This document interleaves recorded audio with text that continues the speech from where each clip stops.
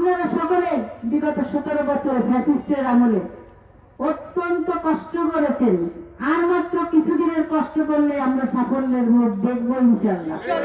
সুতরাং আপনারা সেই জায়গায় প্রস্তুত থাকবেন যে আমরা আর কিছুদিন কষ্ট করব এবং চূড়ান্ত সফলতা লাভ করার পরেই আমরা ঘরে ফিরব। সেই জায়গা থেকে আপনাদেরকে একমত হতে হবে।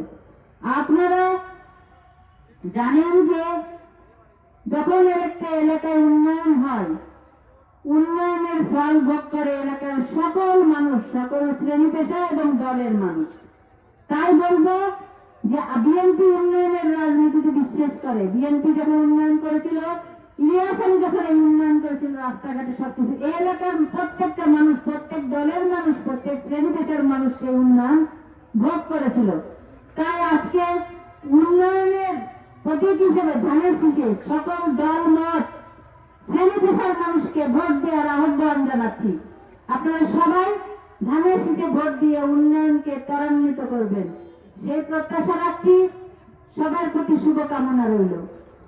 আপনারা দোয়া করবেন আমাদের দেশ নেত্রী বেগম খালেদা জিয়ার জন্য। তিনি অসুস্থ আছেন, উনার যেন দীর্ঘ হায়াত লাভ করেন। আমাদের মাথার উপর ছাতা হয়ে আছেন আমাদের দেশ নেত্রী। আপনারা দোয়া করবেন সকল ষড়যন্ত্র মোকাবেলা করে দেশ নায়ক তারেক রহমান যেন আমাদের দেশে ফিরে আসে, আমাদের নেতৃত্ব দেন। আপনারা দোয়া করবেন ইলিয়াস আলী এবং সকল গুমকৃত নেতাদের জন্য, তাদেরকে যেন আমরা অক্ষত অবস্থায় ফেরত চাই। আমি দোয়া করবেন আমি যেন সুস্থ অবস্থায় আপনাদের সঙ্গে থেকে কাজ করতে পারি। আপনারা আমার সন্তানদের জন্য, আমাদের পরিবারের জন্য দোয়া করবেন। দোয়া করবেন সকল নেতা কর্মীর জন্য, দোয়া করবেন এই এলাকার মানুষের জন্য।